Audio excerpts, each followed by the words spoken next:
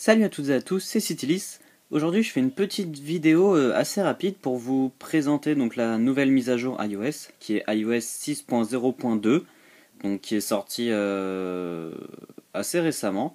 Donc là au moment où je fais la vidéo elle est sortie il y a quelques heures à peu près.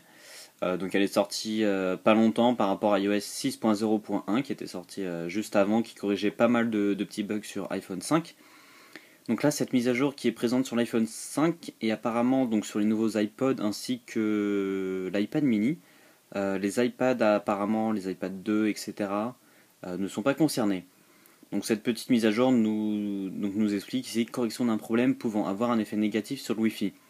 Donc il y avait apparemment quelques soucis de connexion Wi-Fi ou des réseaux qui n'étaient pas trouvés, des choses comme ça. Donc là c'est une petite mise à jour donc qui fait quand même 51,4 MO. Donc si vous avez un forfait 3G, donc les nouveaux forfaits internet illimité, entre guillemets, vous pouvez vous permettre de la faire. Mais sinon, préférez le Wi-Fi, ça sera mieux. Et surtout, ça ira plus vite. Donc là, vous pouvez accepter les conditions d'utilisation. Continuer, donc là, il va nous la télécharger. Et comme vous pouvez le voir, en plus, là, on a les engrenages qui tournent, donc c'est depuis iOS 6. Il y a eu cette petite amélioration bien sympathique. Donc là, le téléchargement apparemment est très rapide, donc on a 50 MO à télécharger. Et donc ça va très vite apparemment. Il est déjà en préparation de la mise à jour. Donc là, 50 MO, il a dû... Oulala. 50 MO, ça a pris à peu près 10 secondes. Donc ça fait ouais, 10 MO, 10 MO secondes. Donc les serveurs d'Apple vont vraiment très vite, hein, c'est un avantage. Sur iTunes, c'est pareil. Donc sur iTunes, je précise, ça télécharge en fait tout le logiciel. Donc c'est-à-dire, c'est en général un logiciel, un firmware iOS plutôt, pèse environ 600 ou 700 MO. Donc ça fait assez lourd. Donc là, c'est une petite mise à jour qui n'est pas obligatoire, mais bon, le mieux c'est de la faire, surtout si vous avez des soucis avec vos nouveaux appareils. Donc là, j'ai pas fait de sauvegarde avant, donc c'est un truc à ne jamais faire. Pensez à faire une sauvegarde avant de faire une mise à jour, même si c'est une sauvegarde OTA comme ça, donc over the air. Faites une sauvegarde, donc soit sur iCloud si vous l'avez activé, donc moi j'ai plus d'espace donc ça marche plus. Ou sinon faites une sauvegarde sur iTunes. Maintenant c'est très simple, via Wi-Fi vous faites sauvegarder et ça sauvegarde directement. Donc là c'est après la préparation de la mise à jour là c'est longue. Donc ça c'est long. Donc avant de faire la mise à jour, donc faites attention parce qu'il va redémarrer votre téléphone et donc le redémarrer tout simplement. Donc si vous êtes en plein jeu etc. Ça redémarrera. Donc l'avantage, en fait je parle un petit peu là le temps que la mise à jour se termine. Ce qui est bien avec les mises à jour comme ça, là, donc over the air, déjà c'est qu'on n'a pas besoin d'un ordinateur. Et puis ça va vraiment plus vite. Là, comme vous pouvez le voir, donc la préparation est plus longue, hein, c'est normal. On pourrait attribuer ça à l'extraction du logiciel, comme sur iTunes. Vous savez, quand le téléchargement est fini, il y a écrit extraction du logiciel, sauvegarde de l'iPhone, etc., etc. Donc là, en fait, on peut dire que c'est l'extraction du logiciel qui est assez longue.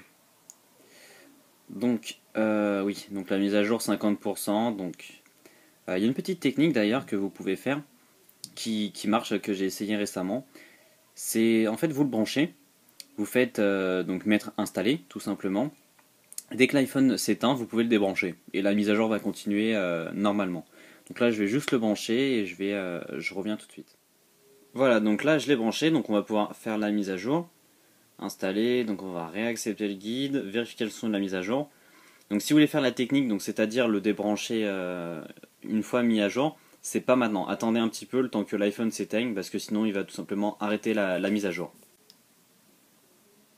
Voilà, donc là il s'est éteint, donc si vous voulez, on va le débrancher tout simplement, je vais vous montrer. Hop, voilà.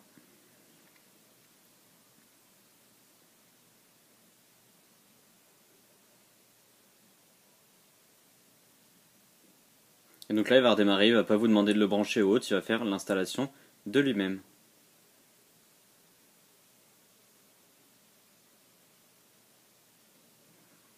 Voilà, donc là après c'est le chargement, c'est assez long quand même, hein. Parfois en fonction des mises à jour, donc celle-ci on va voir si c'est plus ou moins long.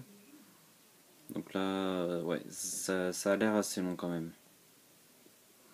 Voilà, donc en fait c'est une petite mise à jour, donc qui va mettre l'iPhone à jour.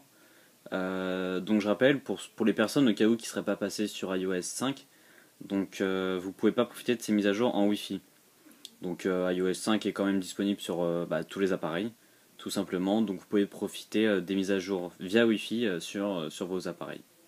Donc ce qui a un avantage quand même, un super avantage. Donc là la mise à jour se fait, donc c'est-à-dire, donc là c'était la correction des problèmes Wi-Fi, donc iOS 6.0.2, je le répète, qui devrait résoudre des problèmes Wi-Fi. Donc là je vais pas attendre la fin de la mise à jour parce que c'est quand même assez long. Donc dites-moi quand même si vous constatez des améliorations au niveau donc, du Wi-Fi, si vous aviez des problèmes ou pas, sur vos nouveaux appareils.